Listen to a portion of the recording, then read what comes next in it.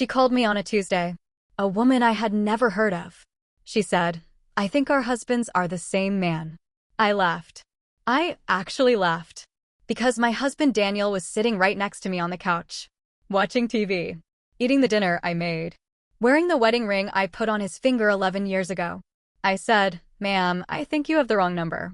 She said, "Is your husband Daniel Cole?" 6 feet 1 inch, brown hair, scar on his left hand from a fishing accident. I looked at Daniel. He was already standing up. "My name is Sarah Cole. I was married for 11 years.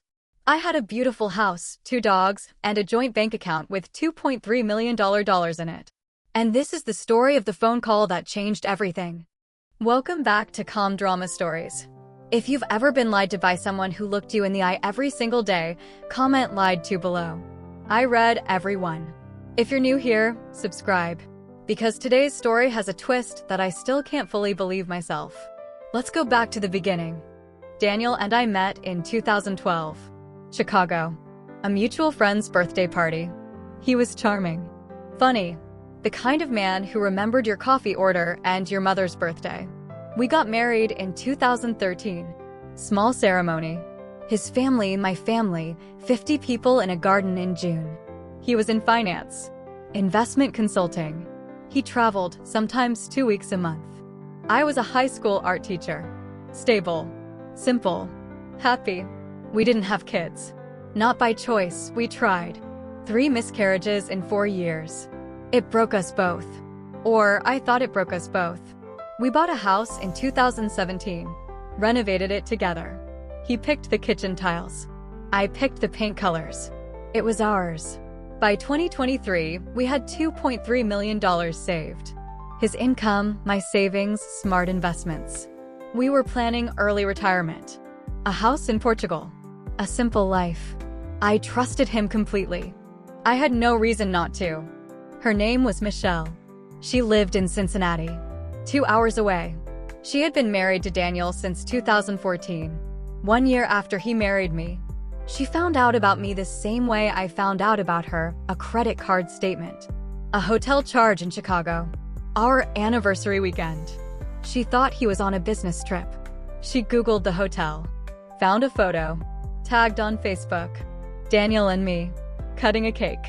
"Happy 10th anniversary," written in frosting. She called the number on his old business card. That number was mine. When I hung up with Michelle, Daniel was gone. Car keys. Go bag. Gone. Like he had a plan. Like he had practiced this exit. Because he had. Michelle and I did something neither of us expected. We talked. For 3 hours. That first night. She had 2 kids with him. A boy 8. A girl 6. She thought his business trips to Chicago were client meetings. I thought his business trips to Cincinnati were client meetings. He had 2 phones. 2 email addresses. 2 insurance policies. 2 lives. Perfect and parallel. But here is where it gets complicated. The $2.3 million in our joint account? Daniel had been moving money. Slowly. For 4 years. Small transfers. $10,000 here. $25,000 there. Into an account we didn't know about. By the time I called my bank, $1.1 million was already gone. My lawyer said, "This is financial fraud. This is bigamy. This is a federal crime." But Daniel was already in another state. Michelle hired a PI. I hired a lawyer. Together, we found him in 3 weeks. He was in Miami, renting a condo on the water, with a 3rd woman. Her name was Andrea. She was 29. She thought he was divorced. Twice. From 2 difficult women. He had told her he was starting over. He had deposited $800,000 into a new account in her name for their future. She had no idea. When the FBI showed up at that condo, Daniel was making breakfast. He didn't run this time. Maybe he was tired. Maybe he knew it was over. He was arrested on charges of bigamy, wire fraud, and financial deception. The remaining $1.1 million in our joint account was frozen immediately. Here is the part nobody expected. The $800,000 in Andrea's account? She gave it back. All of it. She walked into the FBI office with her lawyer and said, "I didn't earn this. I don't want it. Take it." She cooperated fully with the investigation. Because of her testimony, the prosecution was able to recover $1.6 million total, split between Michelle and me, $800,000 each. Michelle used hers for her kids, new house, college funds, therapy.